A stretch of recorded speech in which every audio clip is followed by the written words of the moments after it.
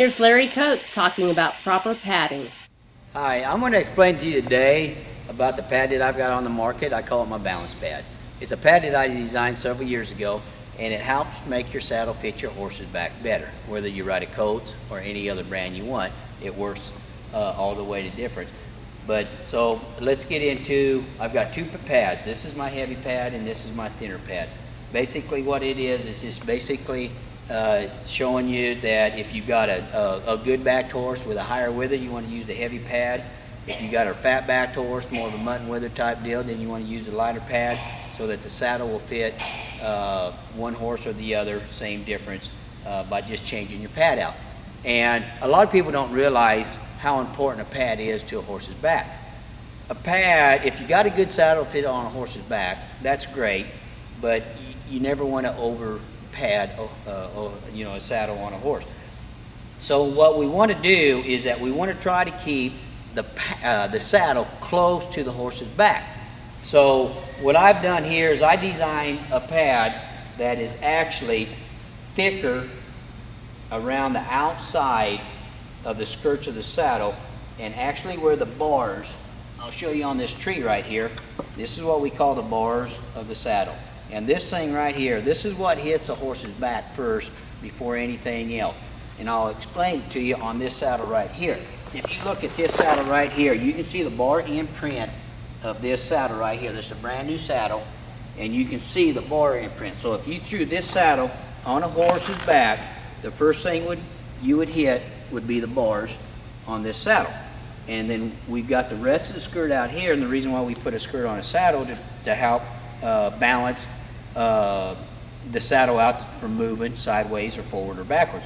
So in other words, we need to make even contact from here to here. Well, in that case, what I did is I built up around the outside of the bars. So in other words, when you set this tree or saddle on your horse's back, the bars hit here and then the skirts hit here evenly. So that's why we call it the balance pad. So what it's doing, it's actually balancing pressure from here all the way around the outside edge. So when you balance the pressure out, what you're doing is you're releasing the pressure here and you're putting it out on the outside edge. So when you're releasing pressure where the pressure is, it lets the horse's back breathe, and you're going to have less pressure points. So when you have less pressure points, you're going to have moisture, and you'll have a wet back horse, because a dry spot on a horse, like say a big dry spot, is pressure points. Pressure points is not a bad thing, but it's not a good thing either. And so we always want a horse's back to breathe. So if you have a troubled back horse and you've got a saddle, I don't care what brand it is, it doesn't have to be a Coates, and you don't have the money to buy a saddle to fit a horse's back, if you get a pad like this here, whether it's an off-brand saddle, and you'll get it to where it'll balance the pressure out, you release the pressure here, we can eliminate dry spots, and you're gonna have half the battle won right there. And so that's why we always try to have a good pad for your saddle on your horse's back.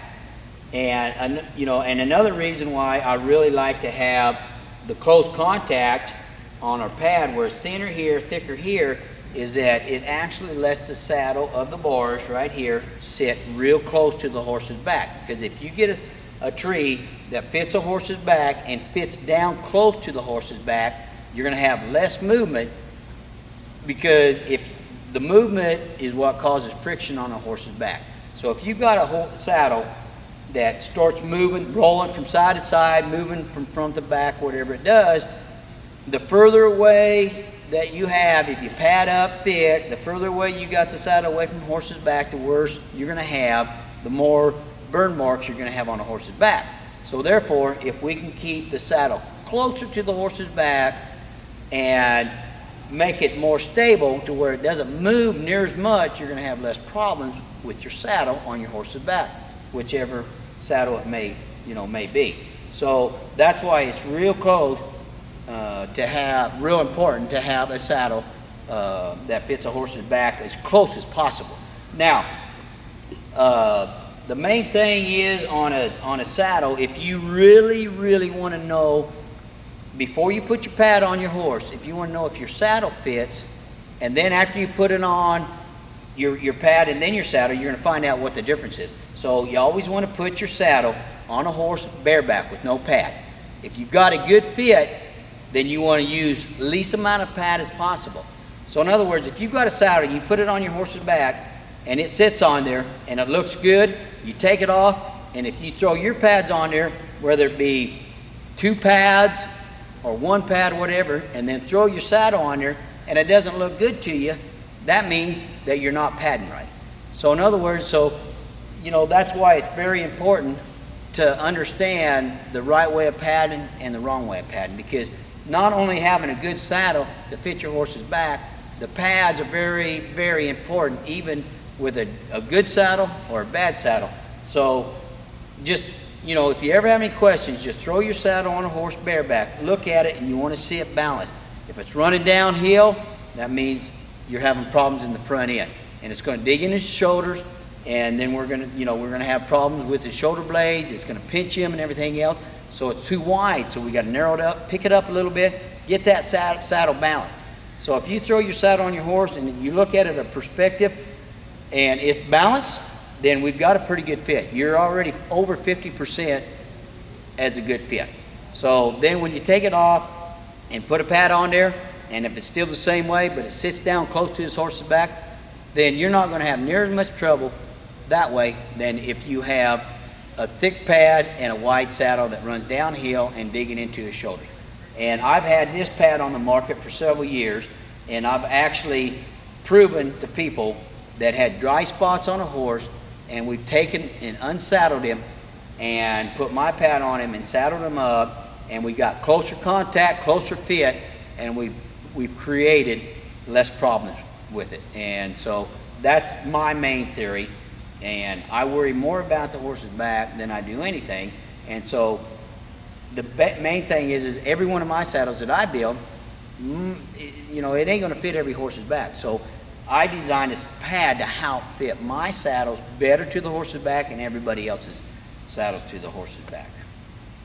So anyway, but the main thing is that I've got 2 pads here. The thin one is for more of a fat-backed horse. The gray one is for more of a heavy-backed horse, or thinner, like a high-withered horse. So if you got 1 saddle, 2 horses, and you can't buy another saddle, then you've got 2 pads that the saddle usually will fit both horses. So anyway.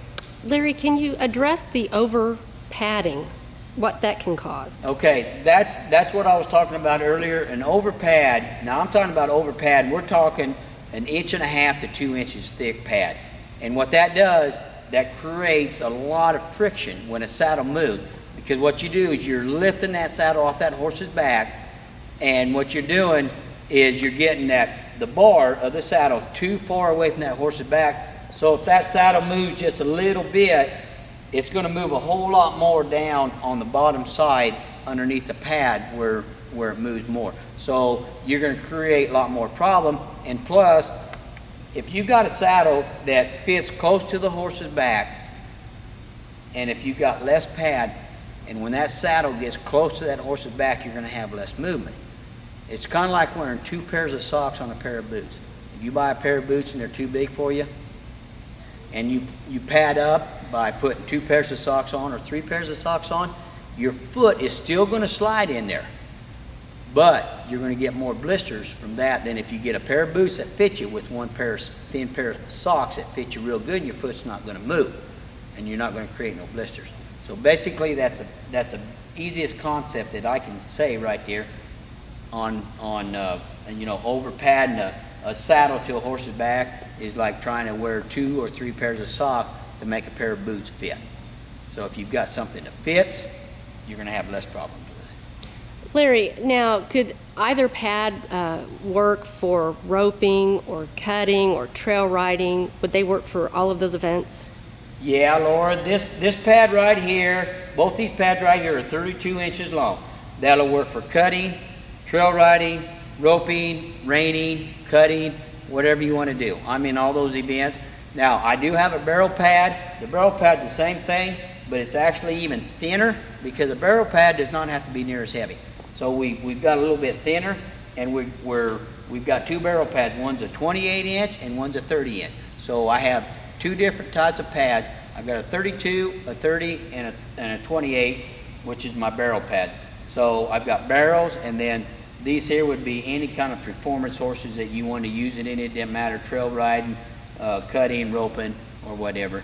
And it would work for all that. And like I said, there again, no matter what field you're in, if you don't know what pad that you need, the heavy one or the thin one, put your saddle on your horse's back, bareback, and if this is what we call the gullet of the saddle right here. And if you put the saddle on your horse's bareback and he clears right underneath the backbone of the horse, then you're going to need the thin pad. If it bumps him here and sits down too low on him, then you're going to want the heavier pad to pick it up off the back of the horse just a little bit. Thank you, Larry. Thank you.